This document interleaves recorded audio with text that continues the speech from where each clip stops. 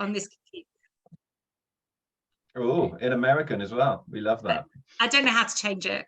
It's one of the minor jobs we have to do. Right, so I'd like to introduce you all to Dom Smith and Simon Lloyd from Disability Plus. They are a mental health counselling organisation for adults with disability. It's a nationwide team of specialist therapists. The counsellors and psychotherapists are all have their own disabilities, and they the aim and amazing concept of the organisation is to match the therapist and counsellor with somebody with the same condition as themselves, and to give that specialist support and insight. I was terribly excited to find this, because as people have been with us since COVID know that one of the challenges that we had was that we could give out all these support helplines and support groups, but a lot of the mental health charities didn't really have a deep understanding of what it's like to live with cerebral palsy and other conditions, and we actively wrote to each of them. But when I found out about Disability Plus and spoke to Simon, I was like, it's finally here, the thing that we all needed. So I'm going to hand over to Simon and Dom and to take over and tell us a little bit more. Thank you, Miriam. Hello all. I'm Simon. I'm the owner of Disability Plus, and this is my team and everything else that goes with it. Dom. Hello, everyone. Yeah, how you doing? You all right? Hope everyone's okay. I am a qualified counsellor and I work for Disability Plus, and it's a pleasure to be here with you guys today. So what's going to happen is we're going to split this session into two, basically. The first set is going to be me rabbiting on about Disability Plus, what we do, how we do it, how it's relevant. And then the second part is going to be Dom talking about the counselling side. So it's kind of important to kind of do two sides to make sure it's relevant. So Disability Plus, how did it come about? What did it happen? So 6 years ago, I started having epilepsy, and it came out of the blue for no reason whatsoever. And I worked in quite a good job at the time, had to leave. My partner's deaf. So we were at a crossroads, and it became quite apparent quite quickly that there was actually no service out there for deaf people using British Sign Language to do counselling. So what we thought was, with Vicky, my partner, being deaf and a counsellor, is that we'll start bringing together a team of counsellors who use BSL. So this was the introduction into how Disability Plus came along. So for 6 years, we've been running this service, and we've won many awards, national diversity and many other things. I think we won 14 awards in that amount of years. So why I'm saying this is important to understand that we know what we're doing and how we do things. So the reality is, once we've got the model of deaf for deaf, widening the counselling for a wider demographic was the next part and the next stage.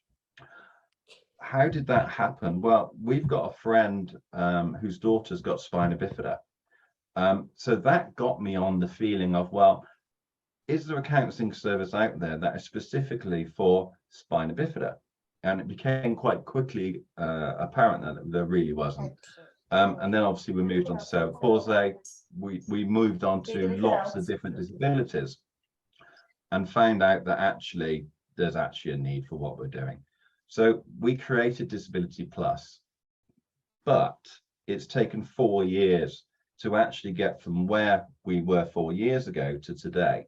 The reason for that is the counsellors.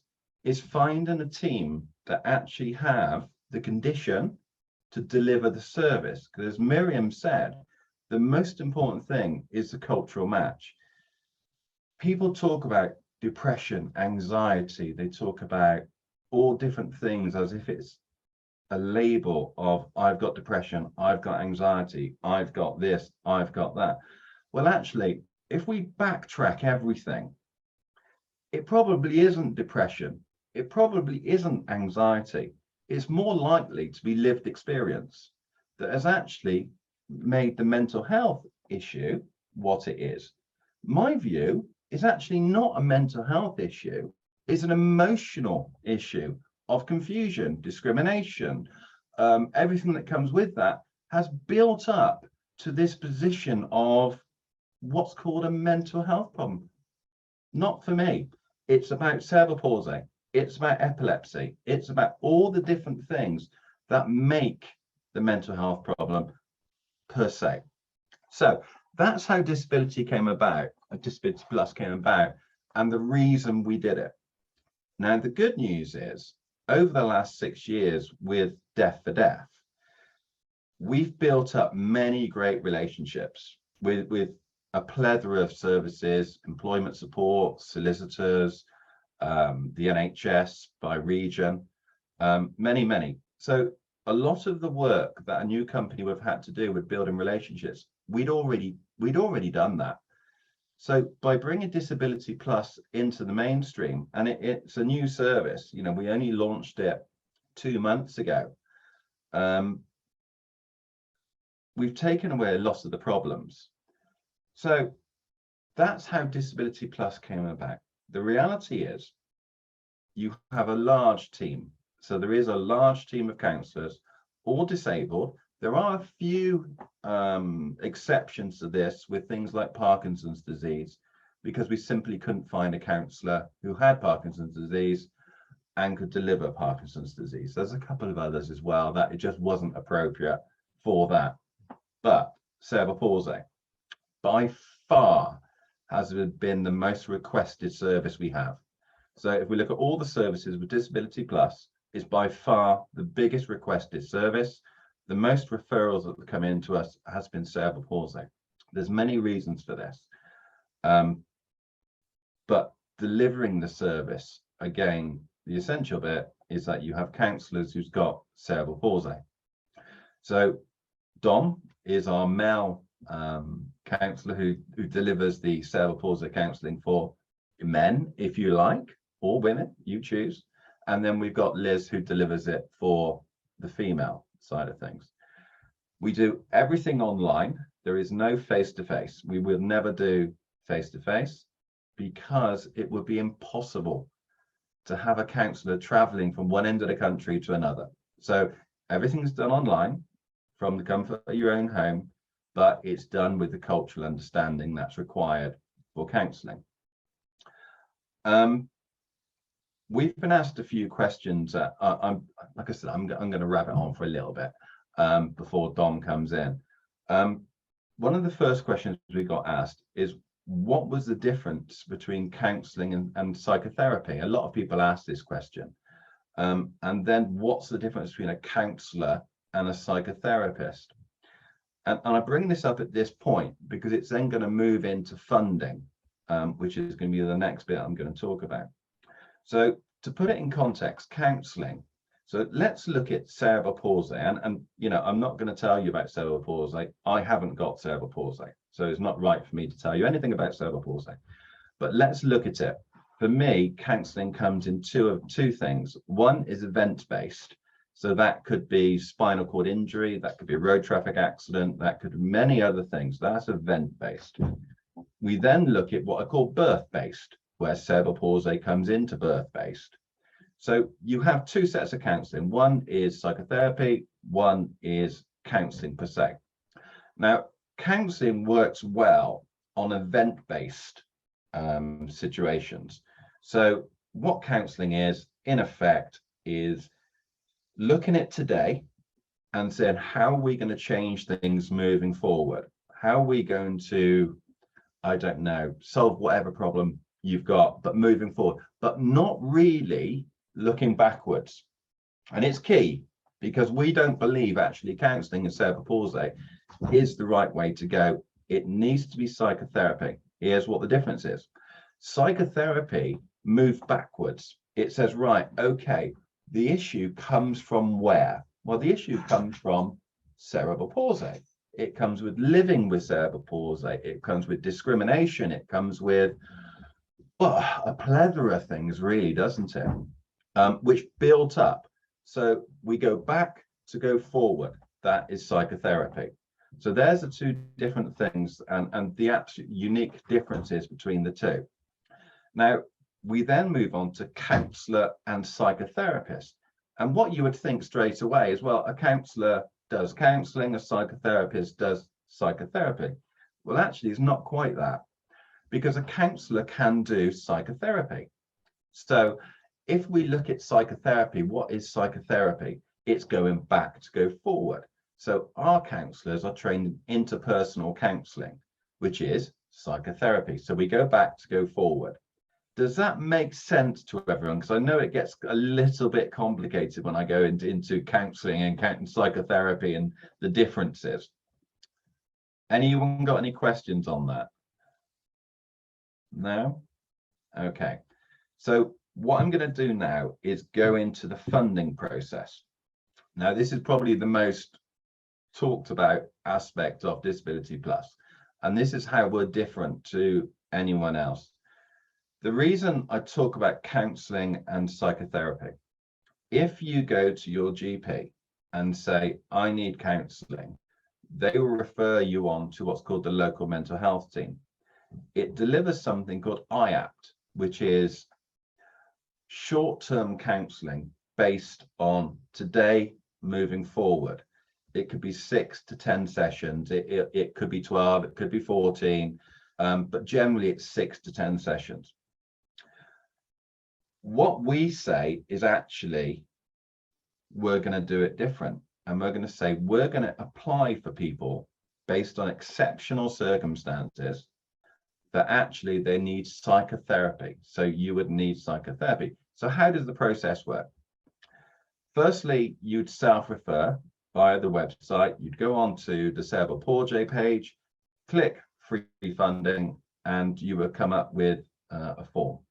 The form will ask a few things about cerebral palsy and how it's affected you, and some normal things like doctor and stuff like that. We would get that form come through to us. It's fully secured. It'll come through to us. From that point, we would then arrange with you at your own convenience an online consultation. No cost to you. This is what's called an assessment session. The assessment session will, in effect, be the base of the application that we're going to make for you. So you would have, for let's say, for instance, an assessment session with Dom. Dom will ask you lots of questions about how you're feeling. Is all confidential, and everything that you want to say is recorded by us. We then put together an application for you that's sent to your doctor, who then forwards it on to the exceptional funding request team. It's a normal process. We're very good at doing what we do. The documents are very good. Within 8 to 10 weeks from the date the GP sends the document, funding will come in. We will start counselling for you, which is free of charge. Not every application is guaranteed, but we know what we're doing. We've been doing this a long time. So with cerebral palsy, we've not had one rejected, not a single one. Everyone's gone through nice and quickly. But we're not asking for 6 to 8 sessions. We're asking for what Dom thinks you need. It could be 20 sessions. It could be 14. It could be 25.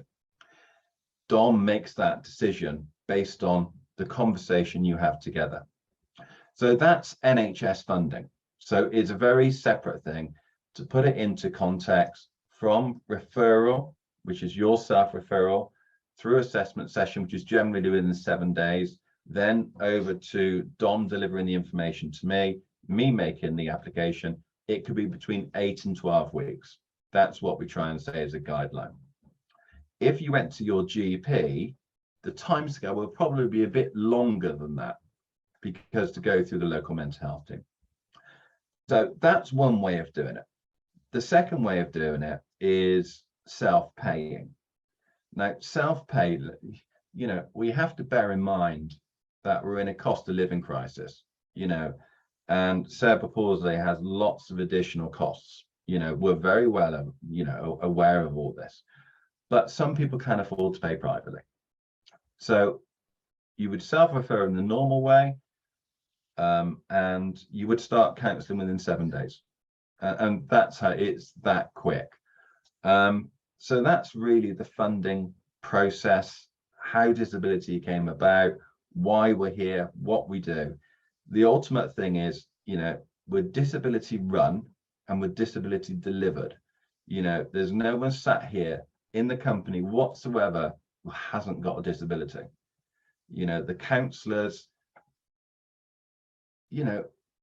would struggle to find work without a company like us, because if you try to search for in one of these counselling directories or whatever for a counsellor with a certain issue, it wouldn't come up. And it wouldn't come up because they can't put it there, because they'll be discriminated against for a counsellor who's got a certain condition. So that's the importance of what we're doing, is not only delivering back to, the community, is actually giving the team an opportunity to work with the passion they have for their own community. It's the key bit. Right, I'm going to hand over to Dom now, because as you notice, I can talk all day and I probably talk too quick. At the end, fire questions at me, because that's what I'm here for. I can talk about operational side of things. Dom can talk about counselling, but really the important bit that you want to listen to now is who's very good at what he does. Thank you.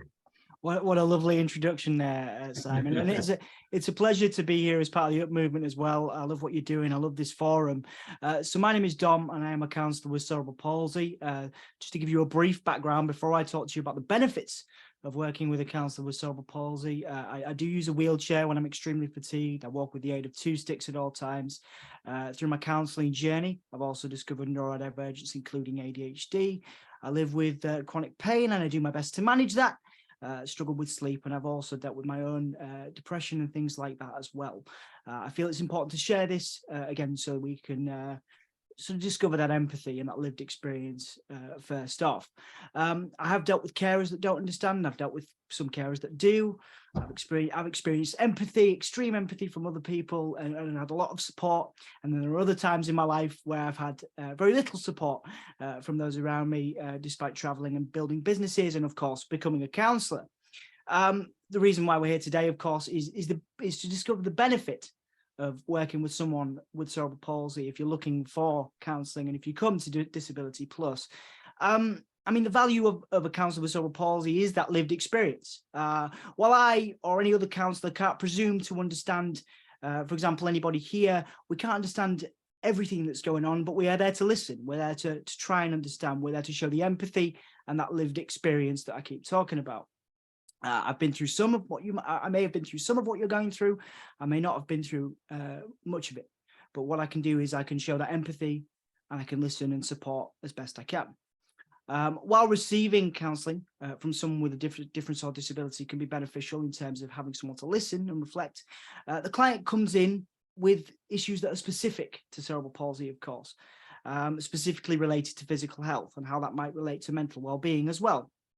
A counsellor with similar or matching disability, like we do at Disability Plus, and having knowledge of that difference can be beneficial because of that relatability.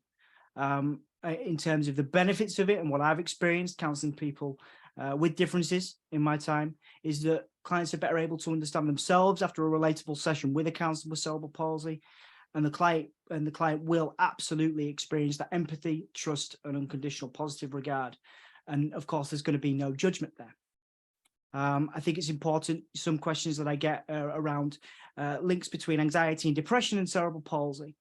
Obviously, people with long-term health conditions are 3 to 4 times more likely to develop anxiety and depression, and that is a fact that is widely known now. And it's important that, and we can't ignore that. And that's why we're doing here. That's what we're doing as part of this forum, and that's what Disability Plus is doing. And I think that's what's really important. That's what brought me to Simon, and why I was so pleased to be considered and to be able to have a meeting with Simon and to be invited to do something like this and talk to people involved with the Up Movement. I think it's a great privilege to be here. Obviously, again, I'm not going to be able to understand everything first off, But the idea is through the sessions, through the time that we spend together and that therapeutic relationship that I want to build, we're going to have that better understanding. We're going to be able to build that. And that's really important to me as a person and as a counsellor. Is everybody okay so far? Are there any questions yet? Does anybody want to kind of have some time to ask any questions? Dean, you've got your hand up? Yeah. Is it okay if I refer to Simon? Is it okay if I ask Simon a question? Yeah, of course it is. Yeah, thank you, Simon. Yeah, I'm just interested in what you said about the difference between counselling and psychotherapy. And you know something, I had no idea what the difference was. And I found it very interesting what you said about with the psychotherapy. It was about going back. It was about going backwards instead of establishing what or going through the conventional form of NHS therapy, for example. So when you're going back, are you looking for a trigger? Is it to look for a trigger as to what potentially started the problem, or what Do you mean going back? So when we say triggers, so if we look at normal society and we say, right, okay, yeah, when I say normal society, you know what I mean. Yeah, I know what you mean. They're going back to find something in their childhood that could be, I don't know, abusive partner, it could be a parent, it could be something. The reality is psychotherapy within in that community is valuable, but is it the right thing to do with everyone? And it's always a question. When we're talking about disabilities, and specifically severe disabilities, if we go backwards, we're not looking for an event because it's not there, unless there's trauma, unless there's, I don't know, sexual abuse or whatever in the past. But we're actually looking for how you coped with living with cerebral palsy. What was the things around you that supported you through there? And what we're going to find is there's going to be something in there that's going to be not a trigger, but it's going to put you on the path to where you are now. Oh, okay. Yeah. We can't fix the future, but it's almost like an old car. You have to strip the car down to find the problem or something that's not running perfectly, to then put it back together to move forward again. So whilst counselling and the NHS and everything else is absolutely fantastic, and we talk about changing behaviours, changing futures, we've heard it all before. If you don't fix the past, you can't fix the future. And what's going to happen is we're just going to keep going through this cycle of every 2 years, you're going to keep going through the same thing time and time and time again. It just needs fixing. And if the NHS just said for once, we've got counsellors, you need 20 sessions or whatever it is, you've got a better chance. Some people often said to me when we started up Deaf for Deaf, because obviously that was the longer business, it's going to be great because you can fix people. No, we cannot fix people. No way. When we're talking about disabilities, especially, and as we move to more serious disabilities, from invisible disability to all the way up is obviously a pendulum. On cerebral palsy, on everything, it's a pendulum. No one's going to fix you. You're not going to end counselling and go, yay, I'm now fantastic, life is brilliant, and everything else. Is not going to happen. It's going to be a sticky plaster. That's all it's going to be. It's going to be a sticky plaster that's going to stay on there for a couple of years, and then it's going to come off again. And it's I'm quite familiar with this. I'm quite familiar with this, Simon, with what you're saying, because the NHS system, as opposed to what disability, Disability Plus, thank you, are offering. Thank you very much for that. Because a few years ago, my mum went for counselling, but she was restricted.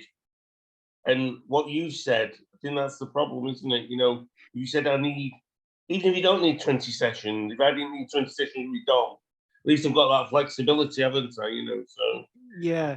I think just to add to what Simon said there, and to reflect on what Dean said, I have worked in an NHS setting, and one of the things I struggled with, obviously I'm working with a range of clients, is that there's a limit to sessions, and that's one of the things that I loved about Simon's approach and about Disability Plus, and obviously listening to you reflect there, Dean.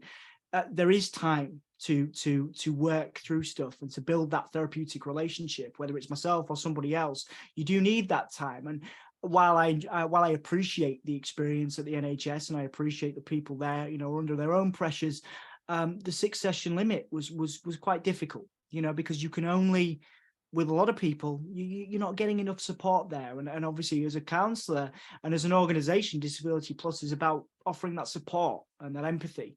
You know, it's not going to be something that's a quick fix. It's exactly like Simon said, and exactly like you experienced there, Dean. So it's interesting to hear your viewpoint as someone that has been through it. Yeah. I think the other thing that I just wanted to clarify with you, Simon, was I think the thing that I've understood as well is when you're living with a lifelong condition, it's about what habits you patterns of behavior you experienced or you picked up when you were younger, and for a certain degree how you coped with it. And those habits may not actually be, they may be setting you on a road of, you know, negative mental health for yourself, whereas from what I understand, you're sort of saying by looking back you're reflecting and you've got a bit more insight into maybe how you did do it, or how why you ended up in this situation, in the way, your perspective, and maybe you can see when you approach the same situation again, whether it's interacting with certain people, how you can manage it in a different way. Does that make sense? Yeah. Yes, it does. When we go back, we have to, the beauty of working with a counsellor who's got cerebral palsy, they understand the specifics of cerebral palsy. So if you work with a counsellor that doesn't understand cerebral palsy, what happens is they go backwards, or don't even go backwards, but they get more startled by what you're telling them, and they don't know how you can deal with it or why you deal with it and everything. So they become more traumatized than you do. There's almost a transference going on there.